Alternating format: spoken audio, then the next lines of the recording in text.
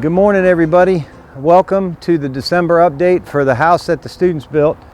Going to be a short one now because we've had a slow November due to visitations and what have you since the last update, but we've still got quite a lot done, and we're rolling right along. The siding is complete now, with the exception of the back beam being wrapped, which we have to wait to put the post under to support that beam in the back, and he's coming back to knock that out. The veneer is coming along very nicely. In the back of the house, we only have about 6 courses left to do, and the back will be done, and we're going to move to the piers for the deck, and then the front steps. The front steps are prepped and set up. We're going to get some additional materials off the site over near the Oak at Highland Springs that was left over when they made the move from the Oak to the new tech center.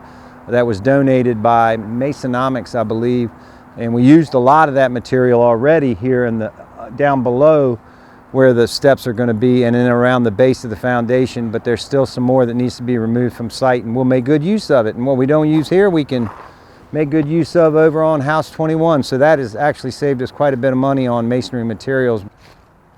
In the last video, we talked about the permit being changed, amended to reflect the new roof that we're going to be putting on this home. A quick update on that, it is done. It's been issued, so we're ready to roll. Been in contact with Scott Valentine, and they're going to be coming out at their earliest availability to begin the excavations on this. I've already been in contact with Trey Holt from Superior Walls, and we're going to, he's going to come back out at the point the excavation is made. We're going to double check all the elevations and the ledges for the brick on the Superior Wall ledges on the walls, so we're not just wasting money putting brick where they don't need to be. We can maximize that material usage. So yeah, so we're ready to roll now. So just a question of getting them on site and getting them digging holes. As I said before, the siding is complete, and I think if you'll look, you'll notice the colors really turned out very nice. I'm really happy with the way it turned out. The board and batten, I was thinking when initially it had a little more gray to it, but I actually like that. I feel like it's got a little more of a brown hue to it, which I like a lot more because there's a little more brown in the brick.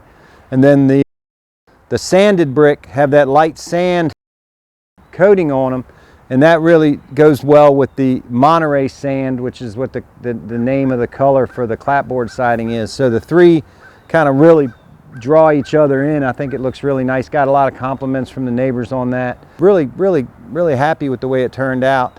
Mr. Klein suggested that instead of putting the floodlights in the soffit, that we put them actually on the side of beside the window, so the homeowner, when they wanted to either change bulbs or adjust them, they could simply lower the upper window and get on a small stool and reach out and do that, a convenience for the homeowner. We've also, if you look, it's kind of tough to see from this angle, but we've got a wire coming out in a box, electrical box on that front corner near the driveway. That was in anticipation of the current trend of people. A lot of people are getting electric cars and so forth, so we wanted to make sure we had an access point for them to charge their electric car conveniently. So that's going to be neat. Right now I'm not real familiar with what type of plug and all that kind of stuff. We're kind of looking into that, but I think what we're going to do is blank it out, just put a blank cover, and then whoever buys it, they may want to make it an outdoor outlet, or they may want to put in some type of charging outlet for an electric vehicle. So that's going to be kind of cool. In the last video, the roll lock was not complete. That's been done. We brought it up, and we have poured the slab for the front porch. So this section is complete. Inevitably, we're going to remove this. This was the old ramp that came up for delivery of the windows, doors, things like that. But this will be gone probably within a week or shortly after Thanksgiving, so that we can begin to bring the steps up. We do have to bring the grade up quite a bit here. You can see the grade on that side of the house is going to be very similar to the grade on this side, and that's because of the amount of working space we have on the landing for the steps that we came off the footer with. We have 88 inches, and you have a 11-inch run on the steps, so we have exactly 8 steps, and that's what the plans were showing anyhow. So we have to bring it up about 26 inches here, so that's where some of those materials from over at the Oak are going to come into hand, because they're going to be below grade anyhow. So we're going to use up some of the stuff we've got over there to get that done. And we will be placing the dirt here because obviously we can't, while the steps aren't done, we can't put it on, but while Valentine is here, I'm gonna have them move it probably along the driveway here so that when we go to grade, we'll have access to it. And then we probably will end up, we're gonna have to bring in some additional topsoil. There's a lot of stone in this soil, some of the spoils from our excavations because of the nature of this, the geography of this site, you know, the Staples Mill Pond, and with the indicative of once was a river back in the Triassic period or whatever, because there's just a lot of river rock in everything that comes out of this site. So yeah, this was underwater at one time, and probably megalodon sharks feeding on other things swimming around. So the back veneer, like I said, we're about 6-7 courses from being completed on the back brick veneer. Then they can move over to the piers for the deck, and these actually go all the way down to the original grade level where the compacted stone was. So we poured our footings for these piers, our concrete footings, directly on that stone.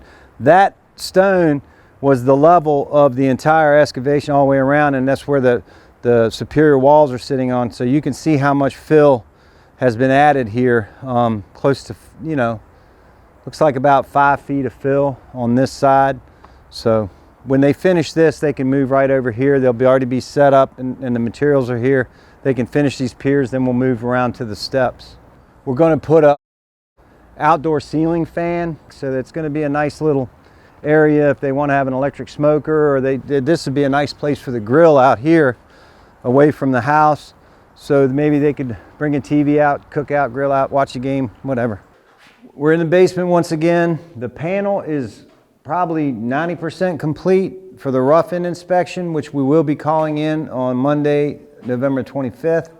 And they're going to have all the electrical students here with the electrical inspectors to do a walkthrough with the students, explain to the students what it is they're looking for and what their expectations are as far as what it takes to pass the electrical rough-in inspection.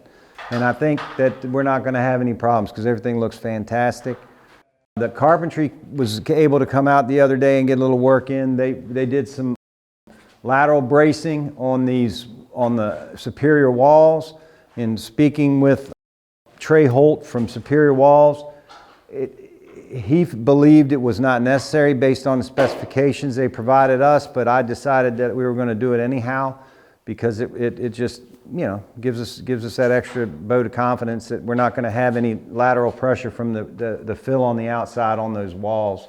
Helps just brace it off really well. And so yeah, and it got the carpentry guys out here a little opportunity to come out. They were really excited, looking forward to starting the sheetrock phase. After the rough-in, I've already been in contact with John Humphrey from Lehman Brothers. The installation will be going in the week of Thanksgiving. And then we'll be able to begin sheetrock. American applicators come in hopefully the following week and get some ceilings in, and then the students can start on the walls running the sheetrock. Okay, on a side note, when we were outside, I should have mentioned it when we were outside, but the gutters are also designed and going to be installed the week following Thanksgiving as well. I'm hoping that some more of these leaves will fall so that we don't have a problem with cleaning out gutters in addition to other work that we've created for ourselves. And also the company we're going to go with addressed some of the concerns we had with the way the water was coming off of these large valleys. It made it very, it's tough on a gutter guy to make sure to divert all that water correctly and get it where it's not just flying off the house like Niagara Falls. So, but we got it under control. I'm really confident in meeting with him and his design ideas and how to make that work. So, HVAC unit is wired as well as a part of this all the work that the electrical students have been doing. So I can reach out to Noel Jeanette and get the outdoor unit set. So when we begin our drywall, we'll have some type of climate control to help with, you know, the curing of the mud and so forth, and it won't be impacted by humidity changes and hot and cold temperature changes. So yeah, a lot happening all at once.